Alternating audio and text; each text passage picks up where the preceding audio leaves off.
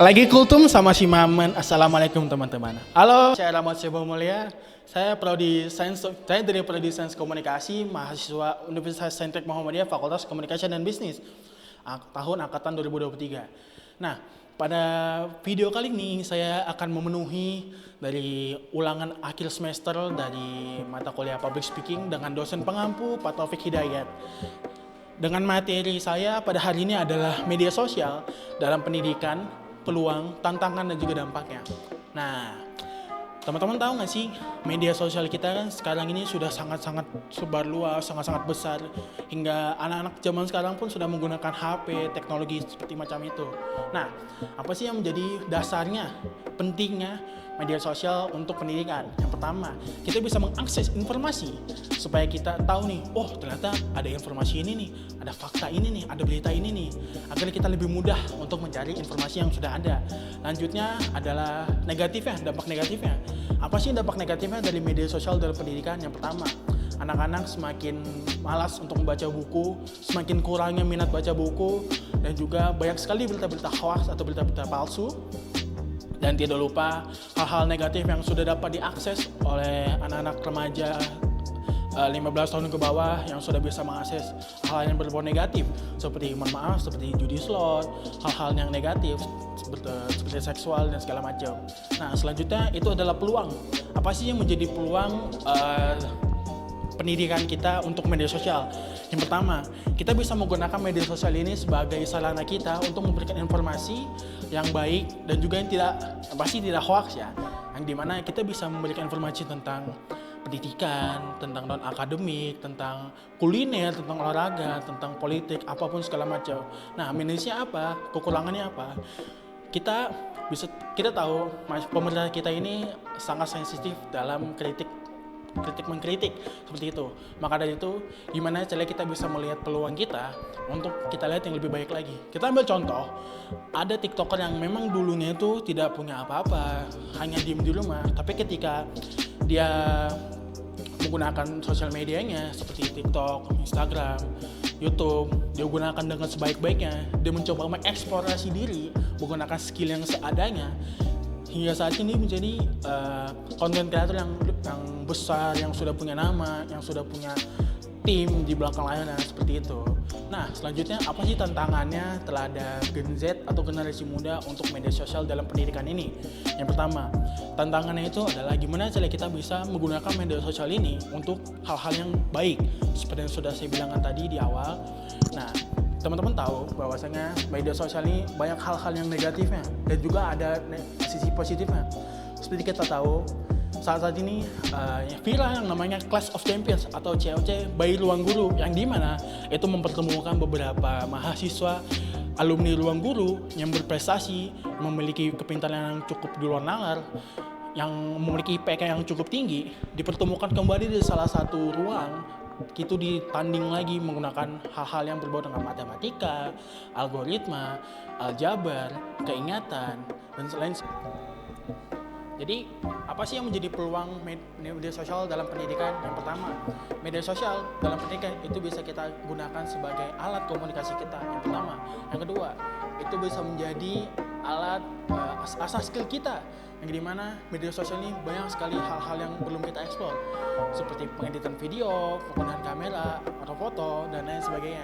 Nah, selain dari itu juga, peluang apa lagi sih yang akan dicapai menggunakan media sosial dalam pendidikan ini? Yang pertama, kita bisa menggunakan media sosial ini untuk mencari informasi, berita, dan fakta-fakta lainnya yang tidak hoax, lebih tepatnya.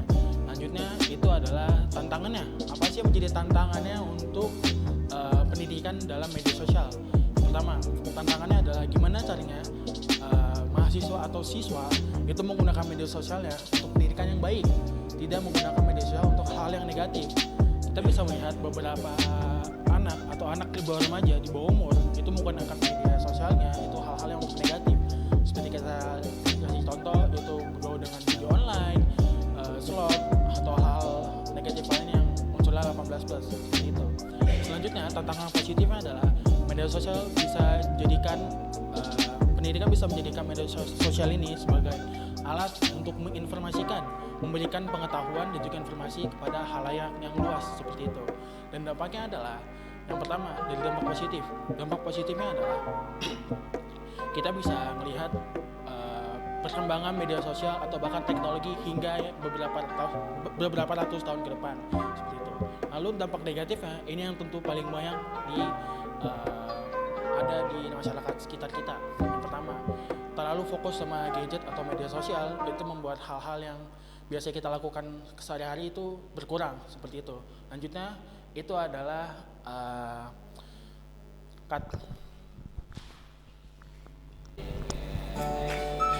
Oke, jadi itu beberapa dampak positifnya. Lanjut ke dampak negatifnya, itu ada gangguan konsentrasi yang dimana biasanya kita sebelum menggunakan media sosial untuk pendidikan kita konsentrasi kita hanya untuk belajar bermain dengan teman-teman dan hal lainnya. Ketika kita menggunakan media sosial, konsentrasi kita akan berkurang. Kita lebih cenderung fokus ke sosial media kita, ke teknologi yang sudah kita pakai, seperti itu. Dan itu merupakan salah satu hal dampak negatif yang harus kita kurangin, kita forsir agar tidak terlalu sering menggunakan sosial media. Lanjut, yang kedua itu ada cyberbullying, yang dimana hingga saat ini marak sekali cyberbullying di sosial media. Entah itu cyberbullying terhadap fisik, terhadap suku, agama dan lain sebagainya. Nah itu yang menjadi hal negatif yang paling fatal, terutama kepada mahasiswa atau siswa yang ada di Indonesia saat ini. Nah maka dari itu kita harus bijak-bijak nih menggunakan sosial media kita untuk hal-hal yang baik, seperti yang sudah saya bilang kan. Lalu yang terakhir adalah informasi yang tidak akurat. Banyak sekali informasi-informasi yang ini dikatakan nggak akurat. Ternyata informasi ini hoax, ternyata informasi ini tidak sesuai dengan apa yang dibicarakan sesuai faktanya, seperti itu.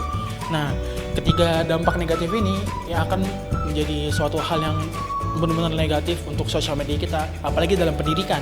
Maka dari itu, saya mengajak ke seluruh mahasiswa untuk menggunakan sosial media dengan yang baik-baiknya.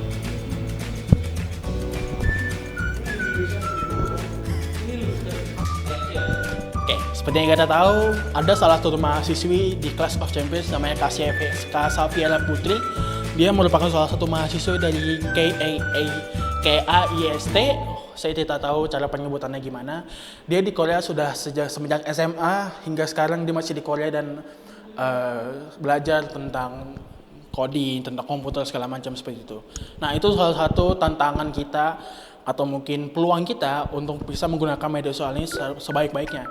Selanjutnya, apa sih yang menjadi dampak negatif dan dampak buruknya? Kita dari dampak buruknya dulu ya. Dampak buruknya adalah gimana caranya kita bisa memforsir penggunaan media sosial kita di kehidupan nyata. Seperti kita tahu bahwasanya sekarang banyak sekali anak-anak muda, bahkan anak-anak masih kecil, masih 5 tahun, 6 tahun, 7 tahun, 10 tahun, terus sudah banyak sekali menggunakan media sosial, menggunakan teknologi HP, gitu. Kita tahu bahwasanya itu hal yang tidak boleh atau bahkan hal yang tidak diwajarkan, karena anak-anak itu harusnya bisa mencari mengeksplor diri mereka, mengasah skill mereka, mencari apa sih yang mau dia gapai untuk masa depannya itu. Dan dampak positifnya adalah kita menggunakan media sosial ini untuk bisa kita eksplorasi menggunakan skill kita melihat peluang kita seperti apa untuk kedepannya.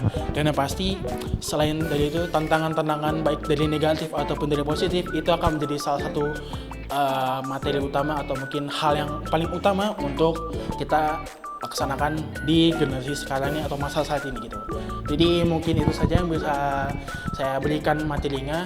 Jadi kurang lebih mohon maaf. Saya Mas Bamlia. Nun walaqalam wa maisulun fasabiqul khairat. Wassalamualaikum warahmatullahi wabarakatuh.